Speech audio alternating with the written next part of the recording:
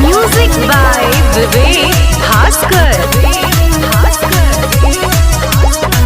ऐसे ना मन लाल चाव जा डीजे पर कमर हिलाव जा। सुनो ऐसे ना मन लाल चाव जा डीजे पर कमर हिलाव जा।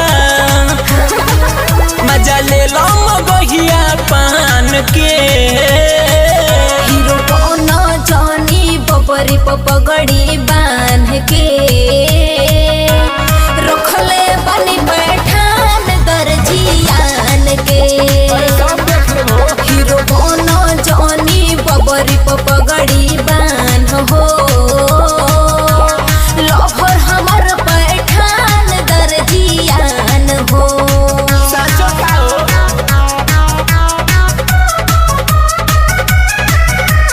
म्यूजिक बाय विवेक भास्कर।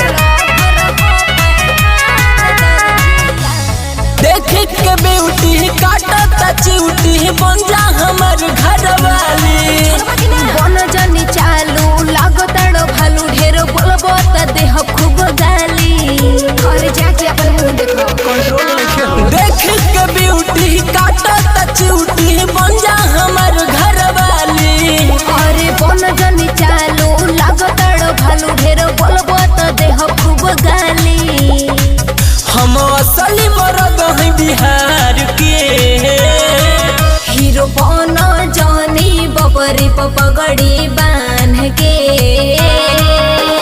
रखले बनी पैठान दर्जियान के। हीरो बन जानी बबरी पगड़ी बांध हो लवर हो पैठान दर्जियान हो।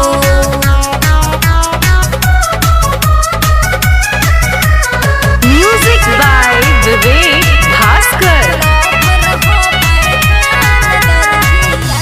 केतना तू करबू न खड़ा तोहके टांगू के लेके जाई।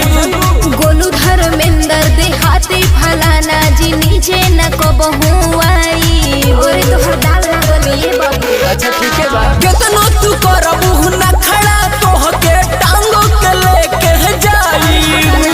विष्णु धर्मेंद्र देहाती फलाना जी नीचे न कबहू आई। वहीं के पड़ी ससुरा चला छोड़ा दुनिया जहान के। हीरो बन जानी बबरी पगड़ी बांध के रखले बनी पैठान दर्जियान के। हीरो बन जानी बबरी पगड़ी बांध हो लवर हमर पैठान दर्जियान हो। अरे तनी बचिए के रही। इतना पावर ओहो बरांडे हका।